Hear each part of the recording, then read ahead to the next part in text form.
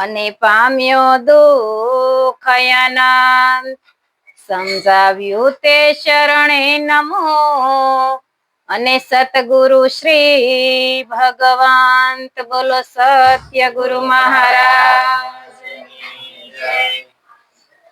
યુસો યુસો મનુષ્ય અવતાર સે રે યુસો યુસો મનુષ્ય અવતાર છે રે ઇથી યુસા સે સત નામ મારે જાવું સે અક્ષરધામ મારે ઇથી યુસા સે સત નામ મારે જાવું સે અક્ષરધામ મારે સુરતા સાયલા પિયુજીના દેશ મારે સુરતા સાયલા પિયુજીના દેશ મારે એણે હરી જોયા સે ભરપૂર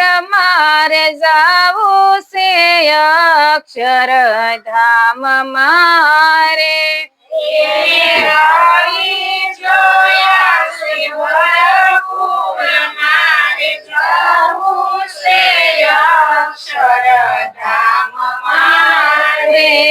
ગુરુ ગોવિંદ યુભાસે સાથ મારે ગુરુ ગોવિંદ યુભાસે સાથ મારે ત્યાં પ્રગટે સે અખંડ જ્યોત મારે જાવું સે અક્ષરધામ મારે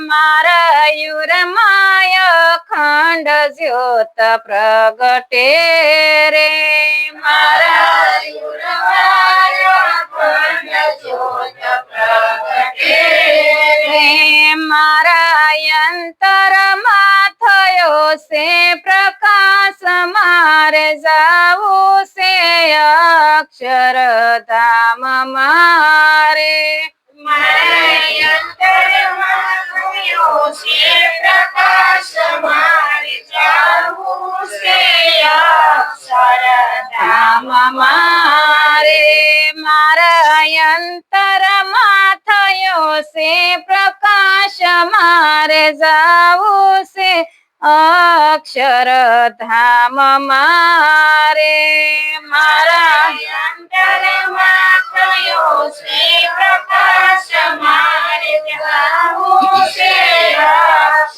અક્ષરધામ મારે દેહ આવે ને દેહ જાય સે રે દેહ આવે ને દેહ જાય સે રે સતનામ અમર કેવાય મારે જાવું સે અક્ષરધામ મારે સતનામ અમર કેવાય મારે જાવું સે અક્ષરધામ મારે અક્ષરવાસી ગુરુ ભીમ ભેટિયા રે અક્ષરવાસી ગુરુ ભીમ ભેટિયા રે દાસીએ તલને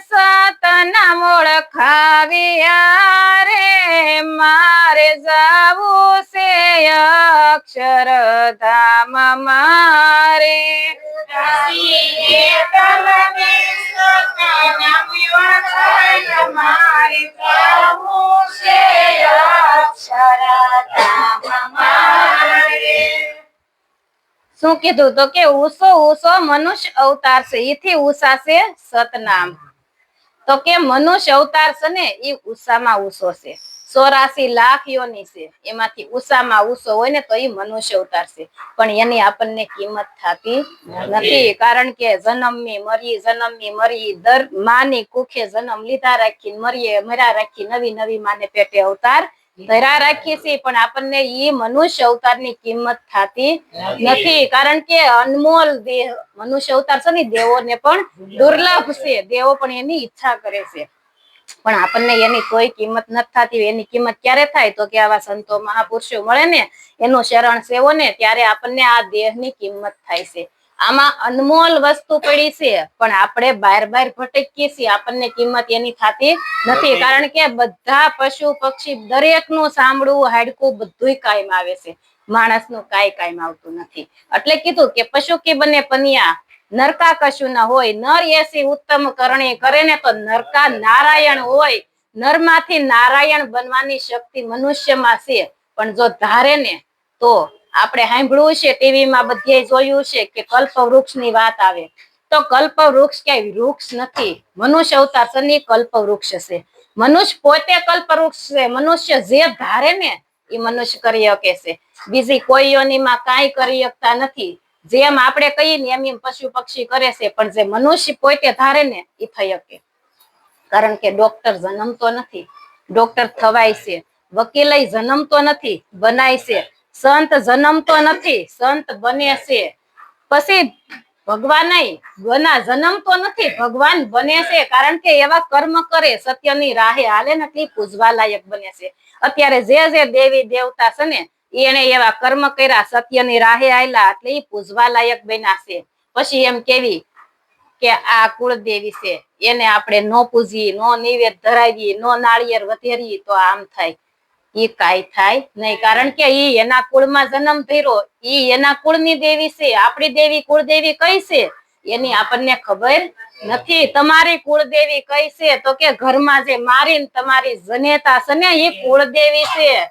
એને તરસોડીને બહાર જાઓ તો કોઈ દી સુખી થાહો નહીં. પેલા ઘરની માં છે ને એ કુળ ને વધારે ને એને કુળદેવી કહેવાય. એટલે સંતો કે છે કે ડુંગરા વાળીને સુંદડી ઓઢાડશો કે નહીં ઓઢાડશો હાલશે, પણ જો ઉમરા વાળીને એક હારી હાડી ઓઢાડો, પાહે બેહીન બે વેણ હારા બોલો, એને બે ટાઈમ હારું જમવા આપો ને તો એ અંતરના આશીર્વાદ આપે છે. ક્યારેક જરૂર પડે ને તો આયા માગો ને તો ઈ મદદ કરે, પણ ઓલી પાસે માથા પટકી મરી જાહો ને તો ઈ મદદ કરશે નહીં.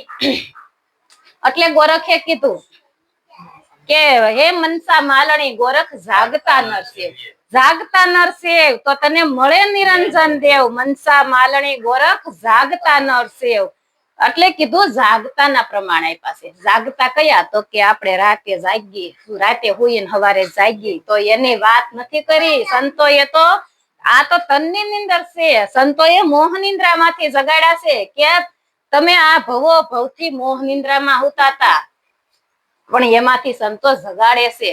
અજ્ઞાન રૂપી અંધકાર માંથી જ્ઞાન રૂપી પ્રકાશમાં લાવીને તમને ઉભા કરી દેશે. અને ઈ તનની નિંદર માંથી તો જાગી છે, રોજ હુવો અને હવાર થાય જાગો, હુવો જાગો, પણ આ મોહ નિંદ્રા માંથી જગાડે છે. અને માનવી હતા, નવી નવી માને પેટે અવતાર ધરતા હતા, પણ સતગુરુના શરણે ગયા એટલે ગુરુ મહારાજે માનવ બનાવ્યો કે માં નહીં. પછી તારે જન્મ મરણ મટાડી દીધું, પછી અહીંયા જન્મય નથી ને મરણય નથી, તું જન્મતોય નથી ને મરતોય નથી, આવતોય નથી ને જાતોય નથી. જાય આવે એને જન્મ મરણ હોય, તો જાય છે ને આવે કોણ છે તો કે આ દેહ છે. અને એ જાતો મરતો નથી. 5 તત્વનો પિંડ બન્યો છે ને તો એ પાસે 5 તત્વ પોતપોતામાં મળી જાય છે. આમાં મરતુંય નથી ને કાંઈ આવતુંય નથી ને જાતુંય નથી. પોતપોતાનું કાર્ય પોતે કરે છે, પણ આપણને એની સમજણ નથી. આમાં અમૂલક વસ્તુ પડી છે. આપણે કોઈ મરણ થઈ ગયું હોય ને તો બોલે કે રામ નામ સત્ય છે, રામ નામ સત્ય છે. આત્મા એ જ પરમાત્મા છે, બોલીએ ખરા. આત્મા અમર દીવો છે, એવું બધું બોલીએ, પણ આપણે એને કોઈ દી વાગોળી સમજતા નથી. એ શબ્દને કોઈ દી સમજતા નથી. આત્મા એ અમર દીવો છે, એ કોઈ દી જાતો આવતો નથી. દેહ પડી જાય અને પોતે પોતામાં મળી જાય, કારણ કે એ જાતો આવતો નથી, હતો છે ને રહેશે. આવે ને જાય ને એ તો માયાનો વિલાસ છે. માયા છે એ ઉત્પન્ન થાય છે અને પાછી મળી જાય છે પોતપોતામાં. પણ આ આત્મા છે ને એ તો અજર અમર અને અવિનાશી તત્વ છે. એટલે કીધું કે ઉષો ઉષો મનુષ્ય અવતાર છે અને ઈથી ઉષા સતનામ, ઈ તું પોતે છો. એટલે કીધું કે જેને તું ખોળશો ને ઈ તું પોતે છો, તારા સિવાય બીજો કોઈ નથી. પણ ઈ દ્રષ્ટિ કઈ મળે તો કે આવા સંતના શરણે જાય ને તો આ સર્મ ચક્ષુ ઉતારી અને દિવ્ય દ્રષ્ટિ આપે છે. સર્મ દ્રષ્ટિએથી તો આ ઘાટ જ દેખાય, માયા જ દેખાય. એટલે કીધું કે સર્મ દ્રષ્ટિ વાળા દેહને જોવે, આતમ દ્રષ્ટિએ હરી આપ. અવતારી પુરુષને કોઈ ન ઓળખે, ભલે બેટો હોય કે બાપ. આ સર્મ દ્રષ્ટિથી તો ઘાટ જ દેખાય, નાનું મોટું, મારું તારું, હારું નરહું. પણ ઈશ્વરના કણ કણમાં એક જ કઈ દેખાય, કઈ જઈ દિવ્ય દ્રષ્ટિ અંતર ચક્ષુથી જોઈને તો આપણને કણ કણમાં પરમાત્મા દેખાય. તો આપણું પોતાનું જ. અત્યારે પગે લાગીએ ને તો કોઈને નથી લાગતા, તમે તમને પોતાને જ લાગો છો, બીજા કોઈને લાગતા નથી. કારણ કે કણ કણમાં તારા સિવાય કોઈ નથી. એટલે કૃષ્ણ ભગવાને અર્જુનને જઈ કુરુક્ષેત્રના મેદાનમાં આવું બોધ કર્યો ને તો એને કાકા, મામા, દાદા બધા દેખાતા હતા. એને કૃષ્ણ તો એક કૃષ્ણમાં જ દેખાતો હતો, બીજા કોઈમાં ભગવાન દેખાતા નહોતા. એટલે કૃષ્ણ ભગવાને શું કીધું કે હે અર્જુન, તું જે મને જોશો ને ઈ હું નથી. કારણ કે ઈ તો દેહને જોતો હતો, પણ કૃષ્ણ તો દેહમાં રહેવા વાળો હતો. આ કૃષ્ણનો ઘાટે પડ્યો હતો. જઈ જેલમાં જન્મો, પ્રાચીના પીપળે મરણ પામ્યા અને બોધ કર્યો ઈ કુરુક્ષેત્ર મેદાનમાં. તો જન્મેન મરે એને કૃષ્ણ નો કહેવાય, કૃષ્ણ તો અજર અમર છે. તો ઈ કે તું જે મને જોશો ને ઈ હું નથી. પછી જઈ એને સર્મદ્ર ચક્ષુ ઉતર્યા અને દિવ્ય દ્રષ્ટિ મળીને તો એને કણ કણમાં કૃષ્ણ દેખાણો. અને ઈ આત્મ સ્વરૂપે ઈ તું પોતે છો. પણ જો આવા સંત મળે ને તો ઈ આપણને ઈ નિર્મળ દ્રષ્ટિ મળે ને તો ઈ દેખાય. આ મળ રહિત દ્રષ્ટિ છે ને એમાં તો હારું નરહું, વાદ વિવાદ, મારું તારું, ઈર્ષ્યા, નિંદા આજ ભીરું છે. પણ ગુરુ મહારાજ આ વિષ ઉતારી દેશે, આ વિષ ઉતારી નિર્મળ બનાવી દેશે. એટલે પછી સુરતા છે ને એ વૃત્તિ આપણી બાર બાર ભટકતી હતી. જ્યાં સુધી વૃત્તિ બહાર ભટકે ને ત્યાં સુધી પરમાત્માના દર્શન ક્યારેય થાય નહીં. વૃત્તિ બહાર ભટકતી હતી, ગુરુ મહારાજે બહારમુખ દ્રષ્ટિમાંથી અંતર્મુખ દ્રષ્ટિ કરી દીધી, વૃત્તિને વાળી દીધી. એટલે એ સુરતા બની ગઈ. પછી એ સુરતા બને ને તો એ જે પિયુ ના આરે માલે શબ્દ છે ને એનો પિયુ છે. પછી શબ્દ ને સુરતાનું મિલન કરાવે છે સદગુરુ, અને એ સ્વયંવર રસે છે. અને જઈ આપણને બોધ કરે ને તો એ સુરતા ને શબ્દનું મિલન કરાવે. અને સત્યનો સંગ, સત્સંગ જીવનમાં એક જ વાર થાય. જય ગુરુના શરણે જઈને તો આપણને સત્યનો સંગ કરાવે છે ને એ સત્સંગ. પછી અત્યારે આ કરીને તો સત સમાગમ છે, ઓલો તો સત્સંગ એક જ વાર થાય. અને સત્યનો સંગ થઈ જાય ને પછી એને કોઈ દી કોઈની બીક હોતી નથી. એટલે એક વાણીમાં કીધું ને કે એક સતા બીક કોની તને છે, રાખી હિંમત તો નિર્ભય થાવે, સતગુરુ વિના તને કોણ છોડાવે. એટલે આપણને બીક કોની બીક છે ને ત્યાં સુધી હજી આપણને સમજણ નથી, કાચું છે. બીક છે કે મારું આની બીક છે, આપણે આ નહીં કરીએ તો સમાજ આપણને આમ કહે, જગત આમ કહે. આપણે શું કામ કરીએ છીએ તો કે જગત હાટું. આપણે એમ કે ગુરુ તો અમે કર્યા, અમને ખબર છે ગુરુ એ કર્યા, ગુરુ એ કરવાનું બધું નાય પાડી છે, કઈ કરવાનું નથી. પણ જગત હાટું કરવું પડે, નહીં કરવી હાહુ કાંઈક કહે, ભાઈયું કાંઈક કહે, કુટુંબ કહે, શેરી વાળા કહે, કાં તો નાસ્તિક છે કઈ માનતા જ નથી, કરીએ શું કામ કોક હાટું. તો બીક છે કોકની એટલે કરીએ છીએ ને. કોકની બીક છે ત્યાં સુધી હજી કાચું છે, ત્યાં સુધી હજી બેપણું છે. પરમાત્મા ના દર્શન થાય ને, પરમાત્મા અદ્વૈત છે અને દ્વૈત છે ને ત્યાં સુધી બેપણું છે. પણ જ્યાં સુધી પછી આપણને બીક નીકળી જાય ને પછી કોઈનો ડર ન હોય. જેને જે કેવું હોય એ કરે, આપણે કાંઈ લાગે વળગે નહીં. એના ઘરના ધણી ને આપણા ઘરના ધણી આપણને સંતોએ બહાર રખડતા હતા, બહાર નું ભટકન મટાડીને તારા ઘરમાં ઉભા રાખી દીધા છે પોતાના ઘરમાં, તો બીજા કોની બીક છે. અને તારી પોતાની સત્તા છે તો તારી સત્તા છે તો તું બીજાથી શું કામ દઈશું. એટલે એક દ્રષ્ટાંત છે. એક ભાઈ મારી જેવા ઢીલા પોસા એટલે ગયા સતગુરુના શરણે. મહાત્માને કે મહાત્મા એ કે સૃષ્ટિમાં સત્તા કોની. એટલે ગુરુ મહારાજે કીધું કે સૃષ્ટિમાં સત્તા હોય ને તો મોટામાં મોટા ગુણપતિ, ગુણનો પતિ. ગુણપતિ એટલે ગુણનો પતિ એટલે ગુણપતિ, ગુણપતિની સત્તા. ભાઈએ તો લારીમાંથી 50-100 રૂપિયાના લઈ આવીને ઘેરે મૂક્યા અને સેવા પૂજા કરે, લાડવા જમાડે અને રોજ એવું કરે. એટલે એક દી ઉંદાડો આવ્યો, લાડવા ખાઈ ગયો. ગણપતિને પાણીમાં 10 દી સેવા પૂજા કરીને પધરાવ્યા, પાણીમાં વિશ્વાસ ઉઠી ગયો, ડગી ગયો. કારણ કે મક્કમતા હોવી જોઈએ, ભક્તિમાં મક્કમતા હોય ને તો જ ભક્તિ થાય. એટલે ઉંદાડાને પકડો, ઉંદાડાને રોજ સેવા પૂજા કરે, લાડવા નિવેદ ધરાવે. એક દી બિલાડું આવ્યું, બિલાડાએ ઝપટ કરી, ઉંદાડાને ખાઈ ગયું, ઉંદાડાને મૂકો પડતો, અને પકડા બિલાડાને રોજ સેવા પૂજા કરે. એક દી કૂતરું આવ્યું, કૂતરાએ ઝપટ કરી, તો કૂતરાને પછી પૂજા કરવા માંડ્યો, સેવા પૂજા કૂતરાની કરે, બિલાડાને મૂકવું પડતું. પછી એક દી કઈક બાઈએ કઈક ખારા પાપડ શિયાળા વીણા છે, કૂતરાએ કરી રંજાડ. તે બેને લીધી લાકડી લીધી ને એટલે કૂતરાને લાકડી લીધી એટલે ભાઈ ભાળી ગયા. એટલે ભાઈ ને એમ થયું, આ તો કૂતરાની સત્તા નથી, મારી ઘરવાળીની છે. ઘરવાળીની સેવા પૂજા ચાલુ કરી, ઘરવાળીને સેવા પૂજા કરે. એટલે બાયું માણા શું હોય કે ભાઈ એવા સ્વાભિમાન, એને એમ થાય કે કઈ ઘરવાળો મને પગે લાગે એ સારું થોડું લાગે, એટલે રોજ ના પડે તો એલો પરાયણે પગે લાગે, પગ ધોવે ને પીવે પાણી. એટલે એક દી ના પાડી ને પરાણે, તો ભાઈએ એક ઝાપટ ચડાવી. તો ભાઈ ને એમ થયું કે આ તો મારી ઘરવાળીની નહીં, મારી સત્તા છે, એલા તારી છે, પણ તને ખબર નહોતી, તું બાર ભટકતો હતો.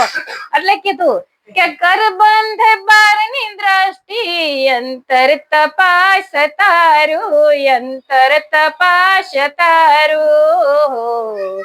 અજ્ઞાની જેમ જુએ ત્યાં મનડો જાય દોડી, અજ્ઞાની જેમ જુએ ત્યાં મનડો જાય દોડી. બંધ બારની દ્રષ્ટિ કરવાની છે, અને તારું અંતર જ તપાસ, કારણ કે તારા ઘટમાં પિયુષી બિરાજે. જો અંતરપટ ખોલી, હૃદયમાં વસ્તુ છે અણમોલી, એની તને ખબર નથી. અણમોલ વસ્તુ ખજાનો પીડ્યો છે, પણ આપણને ખબર નથી. એ બંધ બારની દ્રષ્ટિ થાય ને તઈ અંતર તપાસો ને તઈ કણ કણમાં પરમાત્માના દર્શન થાય, તાહુથી થતા નથી. એટલે પછી એમાં અણમોલ વસ્તુ છે, એની કિંમત કરવા સુરતા છે ને પિયુષીના દેશમાં ગઈ, અને કેટલા એને રસ્તામાં આડા તમો ગુણ ને રજો ગુણ ને 3 ગુણ ને માયા ને બધું એને આડું આવતું ગયું, વિષય ને વાસના. પણ એ પિયુષીના દેશમાં આસમાનમાં સુરતા ચડી ગઈ. પછી એને કાંઈ આડું આવતું વળગતું નથી. કારણ કે આડું કોને આવે, તો કે આ રસ્તામાં હાલે ને, કર્મકાંડના રસ્તામાં આવે ને એને બધું નડે છે એને. કારણ કે નિવેદ ને હોમ ને હવન ને વ્રત ને ઉપવાસ ને તીરથ ને બધું નડે, કરવું પડે. ન કરે તો મનમાં શંકા રહે કે આ નથી કર્યું એટલે આ થયું. અને ઓલો તો વિહંગમ માર્ગ છે, એને કાંઈ નડતું વળગતું નથી. ઈ વિહંગમ માર્ગ આપણો ઈ માર્ગ છે, એને કાંઈ નડે નહીં. એટલે પછી ત્યાં ગુરુ અને ગોવિંદ બે એક જ છે, ત્યાં જુદો રહેતો નથી. ગુરુ મહારાજે તારી અંતરમાં જે આપણે હું ને પરમાત્મા વચ્ચે અંતર પડ્યું હતું, એ ગુરુ મહારાજે અંતર હટાવી દીધું, અને અજ્ઞાન રૂપી અંધકાર હતો એ નીકળી ગયો, અને જ્ઞાન રૂપી પ્રકાશ થઈ ગયો, અંતર મટી ગયું. એટલે નિરંતર શબ્દની ઓળખાણ થઈ, અને એ નિરંતર શબ્દ કેતા તું પોતે છો, તારા સિવાય બીજો કોઈ નથી. એટલે લીરલબાઈએ એક વાણીમાં કીધું કે અમને અંતરિયામી મળ્યા રે, હા રે ગુરુજી કહો ભજન કેમ કરીએ. ગુરુજી કે કહો ભજન કેમ કરે. અમને અંતર્યામી, અંતર મટે ને તો અંતર્યામી ની ઓળખાણ થાય. અને કહો ગુરુજી ભજન કેમ કરીએ, તો કે ભજન કેવું કોને, તો કે ભજન કોને કેવું, તો કે આ ગાવું વગાડવું બોલવું એ બધું તો એક માહિતી જ્ઞાન છે, એ બધું હાસું. પણ ભજન કોને કેવું, તો કે તારા પોતાના સ્વરૂપને જાણ અને એને માણ, એનું નામ ભજન છે. એ ભજન કીધું છે. ઓલું તો ગાવું વગાડવું નો એક ઈ તો આ લોકપ્રિય ભક્તિ છે પ્રભુને. આમાં લોક આ છે ને ગાવામાં ને એમાં બધાને મજા આવે, શબ્દ સમજાય કે ન સમજાય આવે આનંદ, આ લોકપ્રિય છે. અને ઓલી પ્રભુ પ્રિય ભક્તિ છે, એમાં ગાવું વગાડવું આનંદ ની કઈ વાત નહીં, તો અખંડ આનંદ. એકલો હોય તો એમાં આનંદ જ હોય, એને કઈ આનંદ ગોતવા જવો પડે, એને 5-10 માણાની જરૂર ન હોય, એકલો હોય તો આનંદમાં જ હોય. એટલે ગુરુ ગોવિંદ ઉભા સાથમાં, ને પછી અહીંયા પ્રગટે અખંડ જ્યોત. પછી અહીંયા અખંડ જ્યોતિ છે. જ્યોત તો હતી જ, કોઈ નામ બુઝાયેલી નહોતી, પણ આડા આવરણ આવી ગયા હતા. ગુરુ મહારાજે એ આવરણ હટાવી દીધા, અને જ્યોત પ્રગટી ગઈ. પ્રગટેલી જ હતી પણ એ આવરણ હટ્યા. એટલે કીધું કે ઢાક્યો પાવક ધૂમળે, વાદળે ઢાક્યો શું, રવિધાના આવરણ થી ઢકાઈ ગયો છે આત્મા, તેથી સમજણ રહી ગઈ દૂર. ઢાક્યો પાવક ધૂમળે એટલે કે દેતવા છે ને એની ઉપર રાખનો થર જામી ગયો હોય, તો એ દેતવા દેખાતો નથી. એમ સૂર્ય છે એની આડે વાદળા આવી ગયા હોય ને તો સૂર્ય નો દેખાય, પણ જો વાદળા હટી જાય તો સૂર્યનો ચોખ્ખો પ્રકાશ થાય. એમ આ આત્મા આડા અજ્ઞાન રૂપી આવરણ આવી ગયા હતા, એટલે આપણને આત્માનો પ્રકાશ નહોતો થતો, ઓળખાણ થતી નહોતી. પણ આ સંતોના શરણે ગયા ને એટલે ગુરુ મહારાજે એ આવરણ હટાવી દીધા કે તું જન્મતોય નથી મરતોય નથી. આપણને મોટામાં મોટી ભ્રાંતિ થઈ ગઈ. ભ્રાંતિ કઈ? તો કે જીવ દશા. જીવ દશા, હું જીવું છું, હું જન્મું છું, હું મરું છું, એ ભ્રાંતિ હતી. ગુરુ મહારાજે એ ભ્રાંતિ મટાડી દીધી.